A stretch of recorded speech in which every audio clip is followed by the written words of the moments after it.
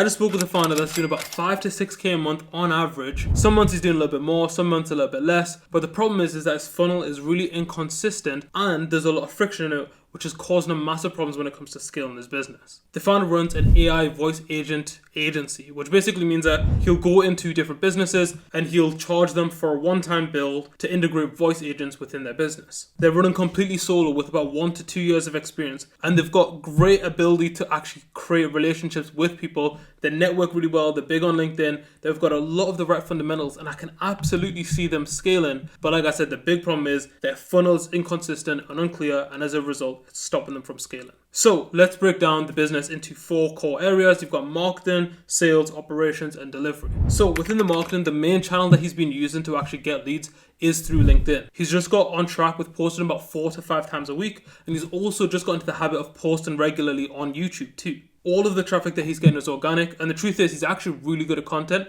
Like, some of his posts blow up and get a lot of engagement, but right now, in terms of actually funneling them to the right stages, it's a little bit messy. From a sales point of view, all the sales are completely manual, which means that he actually hops on a call with every single person that's interested. So there's no like just buy something on the website. It's literally like he'll hop on a call, do an intro call, then he'll do a proposal call, and that's the way that he makes sales. The way that people get into the sales cycle though is a little bit different, because some people will come directly from content. Some people will be like Loom outreach that he's doing. Some people he'll get from like messaging and networking with people. So that needs to be much more streamlined. From an operations point of view, the founder does everything, but he manages things through Notion and through Go High Level. From a delivery point of view, he's never had any complaints. Things have always went well when it comes to actually delivering the AI voice agents, and they typically take about 2 to 4 weeks to actually deliver. One of the only challenges with delivery that kind of came up, it can often be a little bit time consuming depending on the systems and things like that he's using with his clients. However, it's not really a major constraint of the business right now, and he just needs to make more money and get more sales through the door. So let's dig a little bit deeper and let's show you the 4-step roadmap that we've created for this founder. Stage 1 is lead capture. The first thing that we told him to do is actually get one clear lead magnet that he wants to push everyone to. When I was speaking to him, he mentioned that some people are coming through networking, some people are coming through DMs, some people through Loom outreach, and they're all kind of interested in different things. Some people it's like a coffee chat, some people it's from a resource that he shared. And I was like, look, you need to have everything just focused on one thing, because the problem is if you try and market 4 or 5 different entry points to having a call with you, you're not going to know which one's best. And if there's one that's working really well, what you'd actually want to do is split test the life out of that. So for example, let's say that I'm running Google ads and TikTok ads and Instagram ads,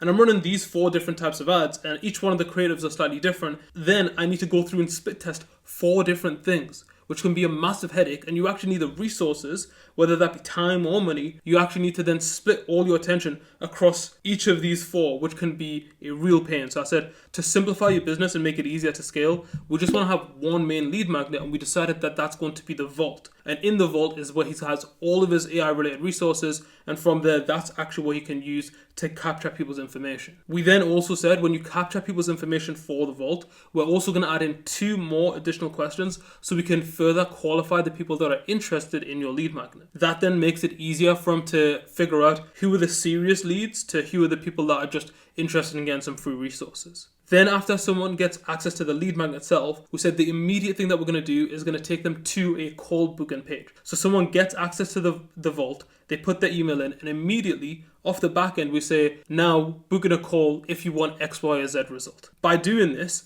and getting a much clearer flow, we can probably take, if he has, let's say 100 leads going to the vault, instead of just 100 of them going to the vault and then he tries to like kind of contact them or he tries to put them in the right direction, if instead he actually said book in a call, we'd expect to get his calendar booked up pretty quickly. He could potentially book in an extra 10 to 20 calls a month, which might lead to about 2 to 3 deals, which would be anywhere from like 7.5k to 15k with the business. Stage 2 is actually introduce lead nurture. Believe it or not, there was literally no lead nurture happening for the people that were interested. His main lead nurture was content, which is actually really good as a lead nurture, but there was definitely better things that he could do for the most interested leads, which the advice that we gave him is that if anyone comes through the voice agent vault and gives you their phone number, you call them immediately and you actually speak to them about why they were interested in the vault, okay? Alongside that, you also set up some automations to encourage people to book in a call. The framing that I actually gave to him is that when someone books in the voice agent vault, you can say like, look, you get access to 98% of the resources. But if you want to get that extra final 2%, then book in a call and we'll send them to you after our free consultation. And it encourages people to be like, oh, well, I've gone this far, I might as well get that little bit more. And the people that are really like kind of switched on and really want to make the most of their time, not only will I get a chance to speak to the founder and get some advice on how I can integrate AI into my business, but I can also get some bonus resources. And that's actually why I came here in the first place. That was the kind of advice that we gave him to increase conversions from people that are interested in his lead magnet to actually booking on a call with him, so you can take them through the intro call and then through the proposal call too. Introducing lead nurture could add about 2 deals a month, which again could be anywhere from like 5 to 10k a month. The third thing that we recommended him to do is actually clarify his sales and discovery process. Right now, when I asked him about like what does it look like, he said, he's got an idea, but it's all in his head. And I said, that's just not going to fly, because what's going to happen is you're going to get on the call, you're going to speak to a great prospect, you're not going to get all the information, then you can't build out a good proposal, and then when you hop on, you're going to feel unprepared, and as a result, you're probably not going to close as many people as you could if you had all the right information. So I said, what you're going to do is you're going to write out all the information that you would need to close someone. You think about all the reasons why someone would say no and what information you would need to overcome those objections. And then on the discovery call, the goal is to get as much of that information as possible. So we sat down, we wrote out all the different things that he needs to get, all the different pieces of information. And we said, this is what your discovery call looks like. We added a position statement to the start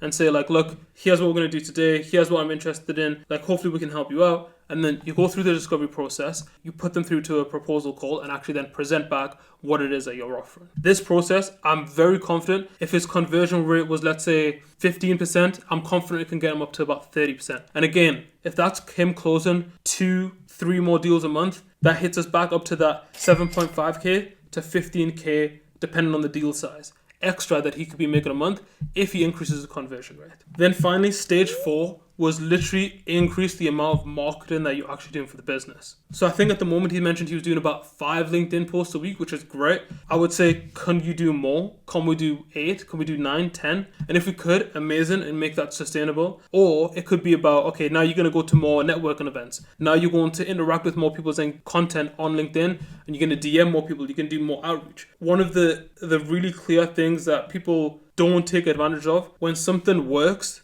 they stop doing it, or they add in all these limiting beliefs of like why I can't do more. I really strongly challenge people. If something works, I'm like, why can't you do more? He can do a lot more than he thinks. A lot of the time it's just these limiting beliefs that say, oh, well, I can't post that much, or, I shouldn't be engaging this much, or I shouldn't be sending this much outreach, or this many looms. It's like, we massively underestimate how much more we can do. So my biggest action plan for him for this section was literally go and do as much marketing as you can. Sit down for 4 hours a day, do more content, do double the content, do 2 to 3 YouTube videos a week instead of 1 YouTube video a week. There's much more content that you could be creating, and if you're great at content, then why the hell not do as much as you possibly can? Yeah, obviously in a sustainable way, don't want to burn out, that kind of stuff, but you get what I mean. Like, stage 4 is once you've got a funnel that works, add as much flow as you can to the business until something breaks. Now, by doing that, I genuinely believe that he could probably 2x the number of leads that he gets in, assuming everything else remains the same. It would also 2x the number of deals that he's getting through,